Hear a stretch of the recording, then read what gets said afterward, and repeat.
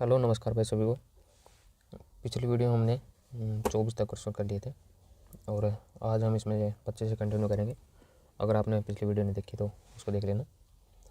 तो देखो question 25वां question है। 1857 में फरूखनगर के किस नवाब ने अंग्रेज़ों से टक्कर ली थी, ये बताना है। फरूखनगर से कौन था?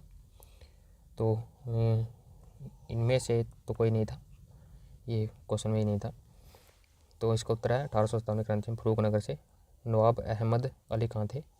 और नवाब अहमद को 1857 के संग्राम के दौरान लड़ाई में शामिल होने के लिए दिल्ली के बादशाह से पत्र मिला था और इसके बाद नवाब आज़ादी की लड़ाई में कूद गए। 3 दिन के चलते घमासान युद्ध के बाद अंत में अंग्रेज़ों ने नवाब को बंदी बना लिया और बाद में मुकदमा चला रहे हैं। फवारा चौक पर फांसी दे दी गई।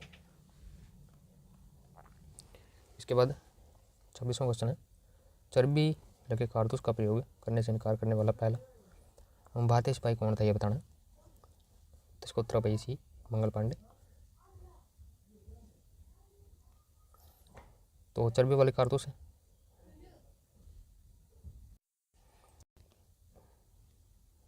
का उपयोग इनकार करने वाले सैनिक मंगल पांडे था और उन्होंने 29 मार्च 1857 को बैरकपुर में अपने अधिकारियों पर हमला करने के लिए फांसी पर लटका दिया गया था। इसके बाद नेक्स्ट है 1857 के सिपाही विद्रोह के दौरान मुगल शासक बहादुर शाह जफर को गिरफ्तार किया गया। तो किसने किए थे? इसका उत्तर है कैप्टन हडसन द्वारा किया गया था। 1857 की क्रांति के समय मुगल शासक बहादुर शाह जफर को कैप्टन हडसन ने गिरफ्तार किया था और विद्रोहियों ने बहादुर शाह जफर को अपना नेता चुना था। बहादुर शाह को रंगून बर्मा निर्वासित कर दिया गया था, जहां वर्ष 1865 में उनकी मृत्यु हो गई।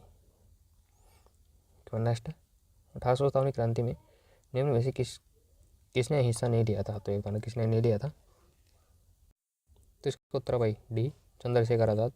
इन्होंने 1857 की क्रांति में हिस्सा नहीं लिया था, जबकि रानी लक्ष्मीबाई, तात्या टोपे और नाना साहब इन तीनों ने लिया था, तो इन्होंने नहीं लिया था। 1857 की क्रांति के कारण पुरानी बंदूक ब्राउन बेस के स्थान पर नई एनफील्ड राइफल का प्रयोग होने लगा था और नई बंदूक में कारतूस को भरने के लिए पहले उसे मुंह से खोलना पड़ता था, और जबकि कारतूस पर गाय और सूअर की चर्बी का प्रयोग किया जाता था। और यह चर्बी वाले कारतूस 1857 की क्रांति के तत्कालिक कारण के रूप में बनकर आ गया है और इसके विरोध में कई भारतीय नायकों ने विभिन्न स्थानों पर सत्ता से नेतृत्व किया। और देखेंगे ये भारतीय और ये नायक जहाँ से विद्रोह की अनुमति थी और ये सिताराम रानी लक्ष्मीबाई जून 1857, इन्होंने झांसी से अपना विद्रोह शुरू किया। नाना साहेब और तात्या टोपे, इन्होंने जून 1857 को कानपुर से शुरू किया। इसके बाद बेगम हजरत महल जून 1857 लखनऊ से इन्होंने शुरू किया और लियाकत अली 1857 में इलाहाबाद से इन्होंने शुरू किया। और जो पर्सन था चंद्रशेखर आज़ाद, जिनका जन्म 23 जुलाई 1906 को बावरा झाबुआ मध्य प्रदेश में हुआ था, 1857 की क्रांति में ये जुड़े नहीं थे। 29वां क्वेश्चन है नसीबपुर नारनौल किस रूप में जाना जाता है? तो ये जाना जाता है 1857 की क्रांति के रूप में जाना जाता है। नसीबपुर नारनौल 1857 की ऐतिहासिक क्रांति के लिए जाना जाता है। नारनौल की लड़ाई, जिसे नसीबपुर का युद्ध कहा जाता है, यह 16 नवंबर 1857 को अंग्रेज़ों और भारतीयों के मध्य हुआ था और इस युद्ध में ब्रिटिश सरकार ने अपने 700 सैनिकों के साथ कमांडर कर्नल गिरार्ड और कैप्टन वॉलेस को खो दिया था, जिनकी मृत्यु हो गई थी इसमें। इसके बाद भारत में शिक्षा का विकास, ये इसे देखेंगे। 30वां क्वेश्चन है लॉर्ड मेकाले ने सर्वप्रथम किस भाषा पर कुठाराघात किया था? तो ये बताना कौन सी थी। इसको उत्तर भाई भी संस्कृत भाषा पर। लॉर्ड मेकाले ने सर्वप्रथम संस्कृत भाषा पर कुठाराघात किया और 1835 में लॉर्ड मेकाले ने अपना सम्मान पत्र सरकार को सौंपा और इसके तहत शिक्षा का समर्थन करते हुए यह प्रावधान किया गया कि सरकार के सीमित संसाधनों का प्रयोग पश्चिमी विज्ञान और साहित्य में अंग्रेजी अध्यापन हेतु किया जाएगा। इसके बाद नेक्स्ट है, भारत में पहला खुला विश्वविद्यालय कौन सा था, ये बताना। तो इसका उत्तर भाई ये आंध्र प्रदेश खुला विश्वविद्यालय, तो ये था। भारत का पहला खुला विश्वविद्यालय आंध्र प्रदेश हैदराबाद में था और इसकी स्थापना 26 अगस्त 1982 में की गई थी। इसके बाद 26 अक्टूबर 1991 को आंध्र प्रदेश सरकार द्वारा इस विश्वविद्यालय को का नाम बदलकर डॉक्टर भीमराव अम्बेडकर मुक्त विद्यालय कर दिया गया था। इसके बाद समाचार पत्र और पुस्तकों से संबंधित जो प्रश्न आए हैं उसको देखेंगे। 32वां क्वेश्चन है,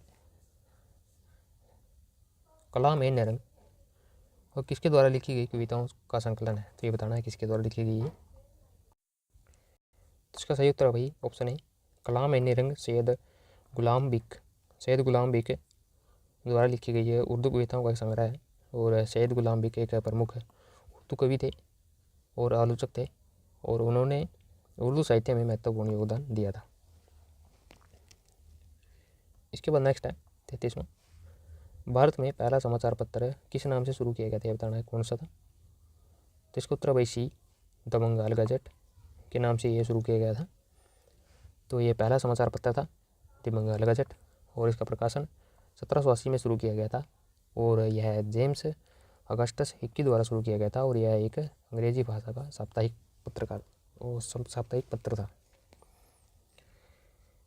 इसके बाद 34वां क्वेश्चन है, 1901 में poverty and un British rule in India का प्रकाशन किसने किया था, यह बताना है। तो इसका उत्तर भाई डी दादा भाई नौरोजी। 1901 में poverty and un British rule in India का प्रकाशन दादा भाई नौरोजी ने किया था और दादा भाई नौरोजी भारत के प्रथम विचारक थे। उन्होंने भारत में गरीबी के लिए भारत में निरंतर हो रहे धन के निष्कासन ड्रेन ऑफ वेल्थ का जिम्मेवार माना है और वर्ष 1866 में दादा भाई नौरोजी द्वारा लंदन में ईस्ट इंडिया एसोसिएशन की स्थापना की गई थी। नौरोजी ने सर्वप्रथम भारत में ब्रिटिश शोषण को उजागर करते हुए आर्थिक शोषण का सिद्धांत प्रतिपादित किया था। इसके बाद नेक्स्ट है, निम्नलिखित में से किसने राष्ट्रगीत वंदे मातरम लिखा है, तो ये बताना किसने लिखा है। इसका उत्तर भाई सी बंकिम चंद्र चटर्जी, इनके द्वारा लिखा गया। राष्ट्रगीत वंदे मातरम की रचना बंकिम चंद्र चटर्जी ने संस्कृत भाषा में किया और इनका जन्म 27 जून 1838 को पश्चिम बंगाल के कंठपुरा गांव में हुआ था। चटर्जी 1859 ईस्वी में डिप्टी कलेक्टर नियुक्त किए गए थे। 8 अप्रैल 1894 को उनका निधन हो गया था।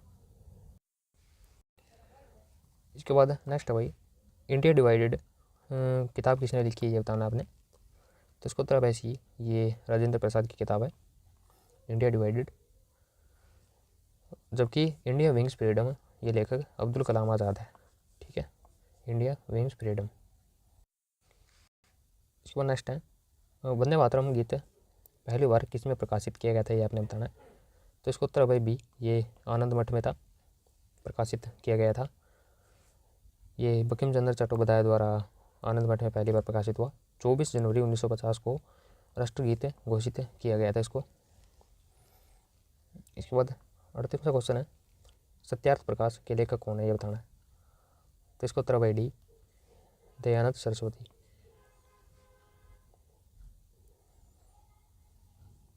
सत्यार्थ प्रकाश के लेखक है दयानंद सरस्वती और राप्त गुफ्तार के लेखक है दादा भाई नौरोजी और नील दर्पण के हैं दीनबंधु मित्र, इंडियन स्ट्रगल ये सुभाष चंद्र बोस। तो आज की वीडियो में हम इतने करेंगे भाई, बाकी जो आगे टॉपिक है हम नेक्स्ट वीडियो में करेंगे आगे से प्रश्न। तो आज के लिए बस इतना ही, धन्यवाद, जय हिंद।